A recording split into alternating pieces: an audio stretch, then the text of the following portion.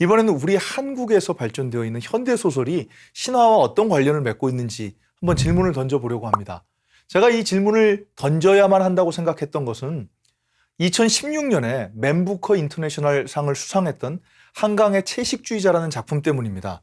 여기에 대해서 사람들이, 이 기자들이 그 아버지도, 한강 작가의 아버지도 유명한 한승원 작가지 않습니까? 한승원 작가에게 질문을 던진 거예요. 따님의 작품 세계에 대해서 얘기를 좀 해달라. 한승원 작가는 반복해서 내 딸내미의 작품은 신화적인 향기를 가지고 있다, 이런 얘기를 했어요. 채식주의자는 어떤 새로운 신화적인 향기를 풍기고 있다. 누구의 세계도 흉내내지 않고 저 혼자만의 세계를 가지고 있다. 다루는 인간이라는 문제에 딸이 주장하는 소설은 대답을 하는 게 아니고 독자에게 질문하는 것이다. 한강의 작품 세계는 신화적인 분위기를 가지고 있다.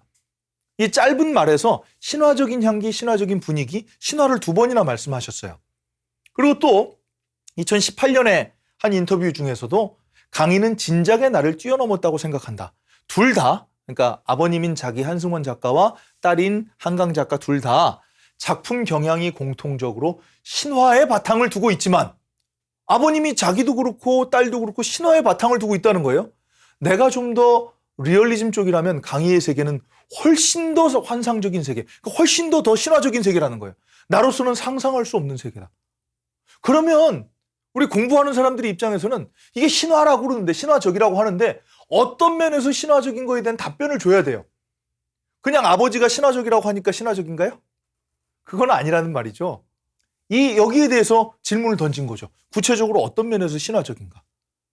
여러 가지 이유를 찾을 수 있겠지만 저는 한강의 채식주의자가 신화적인 이유를 이 한강의 채식주의자에 나타난 아주 중요한 2개의 주제가 신화의 맥을 잇기 때문이다라고 저는 설명을 하고 싶습니다. 그게 한승원 작가가 얘기한 자기는 상상 못할 훨씬 더 환상적인 세계를 그려내고 있다라고도 얘기할 수 있는 건데요. 우리가 첫 시간에 우리 소개해드렸던 종교학자 엘리아데 기억나세요? 예, 엘리아데는 이런 설명을 했어요. 우주 창조 신화가 신화 중에서는 가장 원형적이고 중요한 어떤 모델이 되는 신화인데, 왜냐하면 우주가 창조돼야 다른 것들이 창조될 수 있잖아요. 그러니까 기원의 기원 신화인데, 우주 창조와 관련된 원형적인 신화 주제 중에서 태초의 기원으로 회귀하는 신화가 있다. 2번째로 우리 영웅신화 얘기했던 거 기억나죠? 우리 지난 시간에 그 영웅신화 얘기를 했는데, 영웅이 되기 위해서, 새로운 존재가 되기 위해서는 고난과 역경을 경험해야 한다, 아니면 죽음을 경험해야 한다.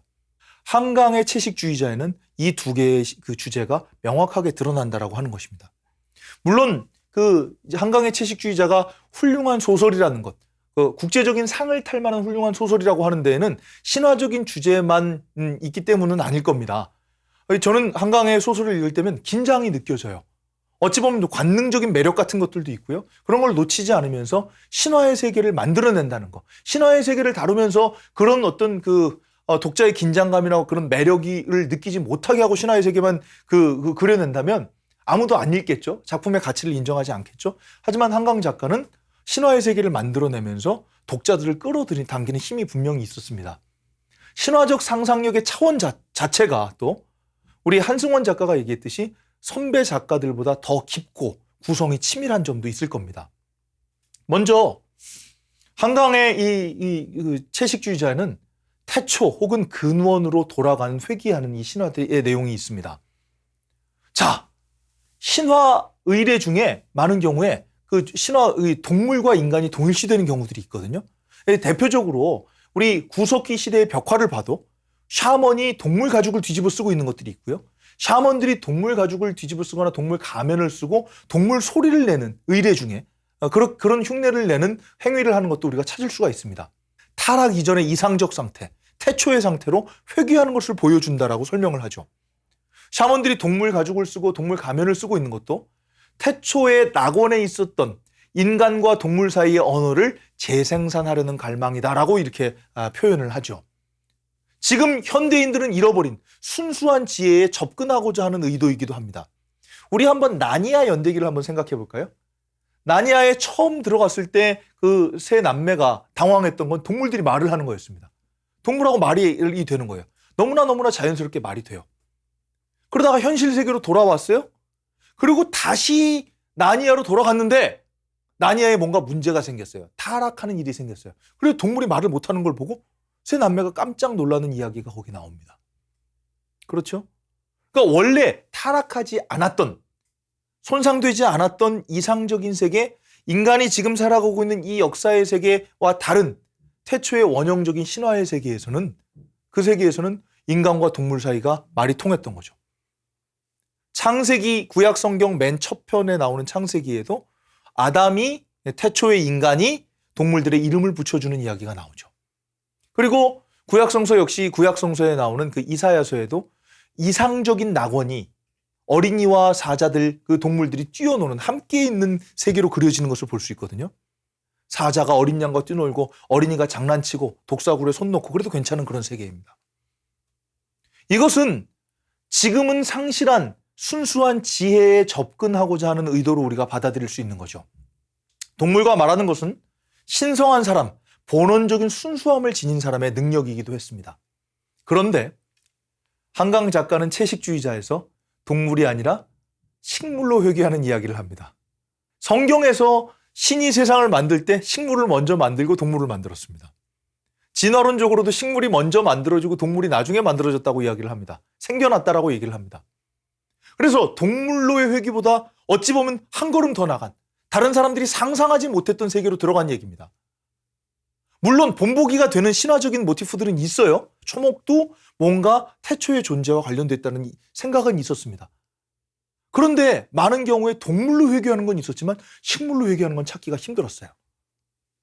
여기서 주인공 영해는 나무가 되고자 하는데 이것은 폭력과 살해, 억압과 위선이라고 하는 이 현실 세계를 벗어나서 아무도 해치지 않는 새로운 존재가 되기 위한 몸부림이라고 우리가 이해할 수 있습니다.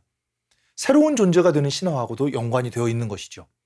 이 작품들을 보면 그래요. 그냥 평범한 것 같은 남편이지만 그 위선과 가식과 폭력을 우리는 알고 있습니다. 만만해 보여서 결혼했어요, 영애하고.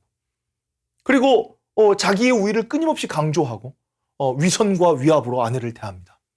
그 아버지는 어땠습니까? 얼마나 폭압적이고 폭력적입니까? 그 영애의 기억 속에서 어렸을 때 자기를 물었던 개를 오토바이에 매달고 다니면서 끔찍하게 죽이는 이야기가 기억이 남아있죠.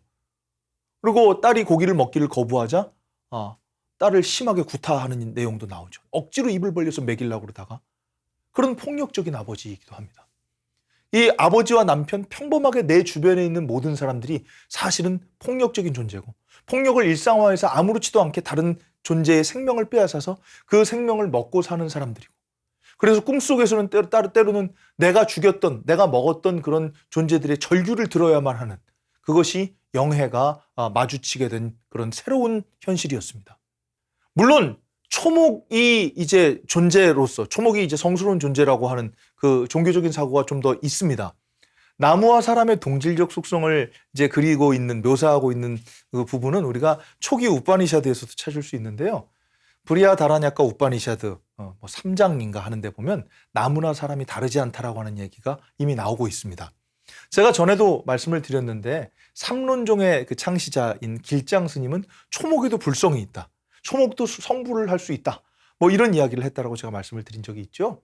분명히 힌두교와 불교의 관점에서 보면 나무를 윤회하는 존재로 구체화해서 묘사하고 있지는 않지만 종종 성스러움을 나타내고 성스러움 그 자체로 또 인식하고 있는 것도 볼 수 있습니다. 나무가 성스러움의 상징으로 묘사되고 있는 것은 더 많은 사례를 찾을 수 있는데요. 예를 들면 초기 불교 그 예술품들에 보면 부처님을 조각하지 않았잖아요. 그 대신 붓다의 자리에 보리수나무, 부처님이 그 아래에서 깨달음을 얻었다고 하는 보리수나무를 새겨놓고 있는 것을 볼 수 있고요. 또 교회에 가보면 예수 그리스도를 포도나무로 상징적 표현하고 있는 것도 찾을 수 있죠. 그 아르테미스라든가 아니면 그 위커의 여신들은 항상 나무랑 같이 나오는 것도 볼 수 있어요. 여신들은 초목을 무성하게 하는 이제 생명의 에너지로서 초목으로 이렇게 표현되고 있기도 합니다. 많은 경우에 나무는 우주 자체의 상징이에요. 여러분들 이것도 역시 그 토르라든가 이런 작품들에서 나오는 건데 북유럽 신화에 우주 중심에 있는 나무이자 우주 그 자체인 나무 이그드라실이라고 하는 나무가 나오지 않습니까? 이그드라실이라고 하는 나무는 우주 자체의 상징이기도 한 것이죠. 그래서 나무가 신화적 위치가 없는 것은 아니다. 하지만 나무까지 거슬러 올라가서 나무 식물이 되고자 하는 신화는 많지 않았다. 찾기 힘들었다. 제가 그런 말씀을 드렸습니다. 이 채식주의자가 새로운 존재가 되고자 하는 신화로서 우리가 이해를 한다면 주인공 영회가 나무가 되고자 하는 과정을 조금 더 잘 이해할 수 있을 겁니다. 조금 좀 당혹스러운 장면들이 나오는데요. 주인공 영회가 자꾸 옷을 벗어요. 출가할 때, 수행자가 출가할 때 자기의 옷을 벗지 않습니까? 그것처럼 새로운 존재로의 첫걸음이라고 할 수 있습니다. 동시에 옷을 벗어서 가슴을 드러내는 행위는 옷을 입지 않았던 태초로 돌아가는 행위이면서 새로운 존재가 되고자 하는 행위이기도 합니다. 내가 믿는 건 내 가슴뿐이야. 난 내 젖가슴이 좋아. 젖가슴으로는 아무것도 죽일 수 없으니까라는 표현을 하거든요. 폭력과 그 억압의 세계 속에서 모든 것, 다른 생명을 빼앗아서 생명을 유지하는 세계 속에서 어떤 다른 누구에게도 위해를 가하지 않는 존재로 거듭나고 싶어 하는, 영예는 아예 식물까지 가야 그렇게 될 수 있다라고 이제 받아들이는 건데, 그런 존재로 거듭나고 싶어 하는 영예의 몸부림을 우리가 여기서 찾을 수 있는 겁니다. 그리고 또 영예가 하는 행위 중에 우리가 주목할 수 있는 것은 마치 식물인 것처럼 1부, 2부, 3부에 계속 나오는 얘기가 햇빛을 받고 서 있는 거예요. 광합성하고 싶어 하는 거죠. 물을 맞는 내용도 나와요. 마치 식물이 된 것처럼 자기가 식물인 것처럼 행동을 하는 거죠. 이런 얘기를 해요. 나 밥 같은 거 안 먹어도 돼. 살 수 있어. 햇빛만 있으면. 자기와 식물을 이미 동일시하기 시작한 겁니다. 그리고 이제 그 언니의 입을 빌려서 이렇게 얘기해요. 하늘에서 빛이 내려와 영예의 몸을 통과해 내려갈 때 땅에서 솟아나온 물은 거꾸로 헤엄쳐 올라와 영예의 삿에서 꽃으로 피어났을까. 그러니까 이 동생이 식물로 지금 변하고자 하는 것, 식물로 되고자 하는 이 몸부림을 언니가 어느 정도 이해를 해가고 있는 것이죠. 제일 좀 당황스러운 장면은 이게 3부로 되어 있는 소설인데요.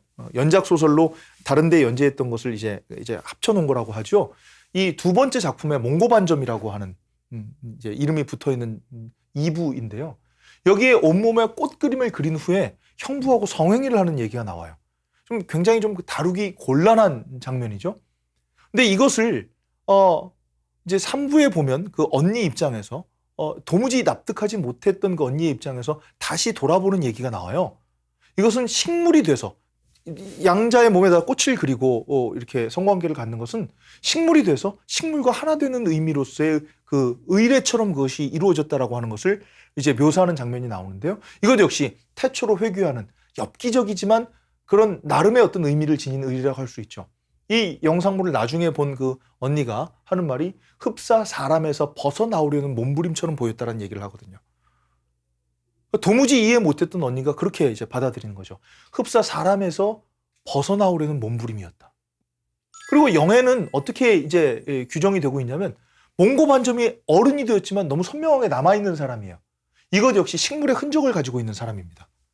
식물의 흔적을 가지고 있는 사람. 나무가 되는 것은 어린아이가 되는 것과 유사하다라고 표현하기도 하고, 영예는 태초의 모습, 이걸 여기에 보면 갓난아이의 채취를 지닌 사람이다라고 작품에서 얘기를 하는데, 그리고 갓난아이의 채취를 지닌 사람으로 묘사되기도 하죠. 그럼 불륜을 저질렀던 형부는 어떤가? 그 형부는 영예에 대해서 다른 사람들은 그 영예의 속성을 알지 못할 때 태초의 모습을 알아보고 확 끌리는 게 몽고반점이 있다는 얘기를 듣고서 확 끌리는데, 그 태초의 모습을 알아보고 여기에 끌린 사람으로 그렇게 묘사되죠. 물론 이 사람들은 현실에서는 다 실패합니다. 현실에서는 정상적인 삶을, 그러니까 일반인의 눈으로 봐서는 이건 정상적인 삶이 아닙니다. 자, 영예가 하는 행동 중에 또 물구나무 서는 게 있어요. 병원에서도 물구나무 서고 숲에 가서도 물구나무 서요. 이것도 역시 나무가 되려는 노력으로 묘사됩니다. 영예가 한 말을 한번 제가 가져와 봤어요. 난 몰랐거든. 나무들이 똑바로 서 있다고만 생각했는데 이제야 알게 됐어. 모두 두 팔로 땅을 받치고 있는 거더라고. 꿈에 말이야, 내가 물구나무 서 있었는데 내 몸에서 잎사귀가 자라고 내 손에서 뿌리가 돋아서 땅속으로 파고들었어. 끝없이 끝없이. 사타구니에서 꽃이 피어나려고 해서 다리를 벌렸는데 활짝 벌렸는데, 그러니까 이제 옷을 벗고 물구나무 서 있는 것이 나무로 변하는 과정이라고 이제 얘기를 하고 있는 거죠. 꽃이 피어나고 자라는 것이 새로운 생명이 이어져 나가는 것이고, 자기의 생식기에서 꽃이 피어날 수 있다라고 하는 생각을 이제 했던 것입니다. 또 이렇게 나무가 되려는, 그래서 태초의 존재로 신화적인 세계로 회귀하려는 움직임 말고, 또 보면 이 소설의 굉장히 중요한 아주 중요한 주제는 폭력이 일상화된 이 세계는 무의미한 세계다라고 하는 것을 찾아볼 수 있어요. 그래서 그 무의미를 벗어난 존재가 되려는 노력 역시 찾을 수 있습니다. 무의미한 삶이 사실은 죽음과 다를 바 없다는 것을 깨달아요. 영애는 이런 얘기합니다. 왜 죽으면 안 되는 거야? 사실 사람으로서 죽음을 경험해야 나무로 다시 태어나는 거잖아요. 이 모든 것은 무의미하다. 이건 언니가 하는 얘기인데요. 더 이상 견딜 수 없다. 더 앞으로 갈 수 없다. 가고 싶지 않다. 그녀는 이미 깨달았었다. 자신이 오래전부터 죽어 있었다는 것을. 그녀의 고단한 삶은 연극이나 유령 같은 것에 지나지 않았다는 것을. 무의미한 삶이라고 하는 것. 내가 살아가는 그 삶 속에서 의미를 찾지 못하는 것은 죽음과 다를 바 없다는 이야기를 작가는 주인공들의 입을 빌려서 얘기하고 있는 것이죠.